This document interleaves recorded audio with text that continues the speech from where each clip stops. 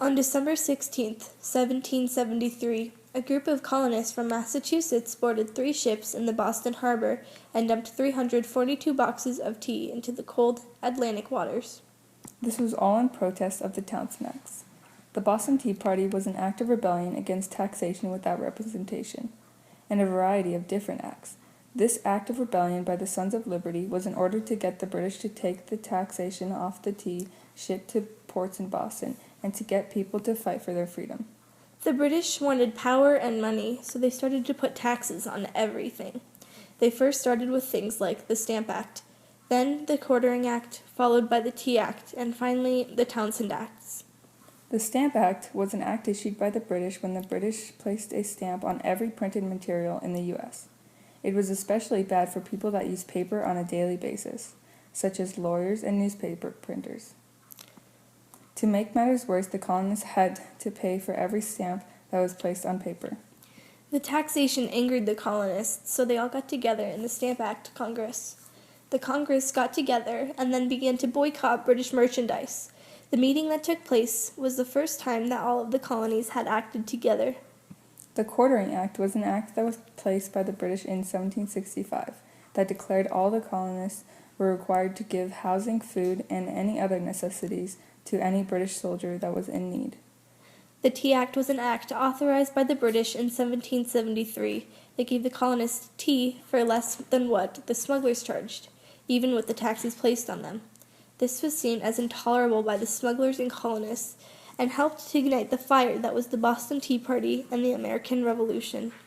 The Sons of Liberty were the ones that coordinated and organized the Boston Tea Party, because they were tired of the constant taxes coming on to the Bostonians. So they made a decision to take a stand against the British. They began to meet under a famous tree called the Liberty Tree. Some men included in the Sons of Liberty were John Adams, Samuel Adams, and Paul Revere.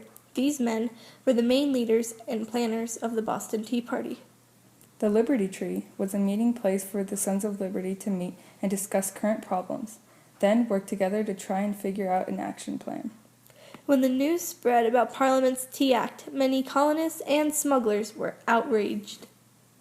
Colonists saw this act as unacceptable and intolerable, and so the leaders decided it was time for a change. They finally came to a conclusion of planning the Boston Tea Party. The process of planning the Tea Party was simple. They were going to go onto the ships that were carrying the taxed tea, and dressed as Indians, they were going to sink the tea into the harbor, box by box, until all of the ships were empty. Late at night, the Sons of Liberty prepared to board the 3 ships, the Eleanor, the Brig Beaver, and the Dartmouth. They told the men on board that they had a choice to stay on the ship and deal with the consequences, or they could leave peacefully. The men on board the ships retreated and left the colonists to do their worst. In a matter of time, the men had sunk 342 chests of tea over the side of the 3 ships. The current tea value was equivalent to $1,900,000 in today's money. After sinking all of the tea, the harbor was a brown color with a strong aroma of tea. Because of this, the British passed another act called the Boston Port Act that closed off the harbor to repair the damages. Many people over the course of the American Revolution had worked really hard to get the British to let America have their freedom. Some of those people were Thomas Paine and the Sons of Liberty. Thomas Paine wrote a book called Common Sense. It was a book that influenced people to fight for their freedom and not stand back and let other people do it for them. After a long time, the Americans finally got their freedom that was signaled by the surrender of Lord Cornwallis. To signify their freedom, the Americans created a constitution called the Declaration of Independence. Oftentimes, the Boston Tea Party is remembered as a heroic protest that gave America its independence from Great Britain. Although the Boston Tea Party was all of these things, the question still remains: do the Sons of Liberty deserve this great legacy? With almost $2 million worth of damage, many wonder if this tactic was the right choice. Although the point was definitely made, was this the proper way to go about it? About 190 years after the Boston Tea Party, Martin Luther King Jr. wrote a letter from Birmingham jail, expressing what kind of activists we are called to be. He asks us a very important question in the letter. So the question is not whether we will be extremists, but what kind of extremists we will be. Will we be extremists for hate or for love? Will we be extremists for the preservation of injustice or for the extension of justice?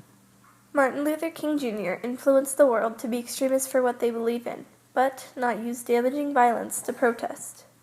The difference between the Sons of Liberty's protests and Martin Luther King's was that they used different tactics to protest what they believed in.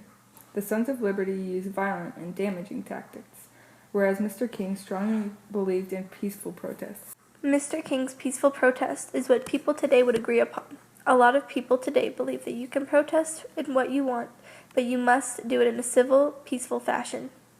The Sons of Liberty have taught us that we can believe in something, but if we want to achieve our goals, we need to do it in a way that society believes in. Things like the Ferguson riots and the Rodney King beating riots are both things that people look at as disgraceful. Those are the things that are rude, damaging, and costly.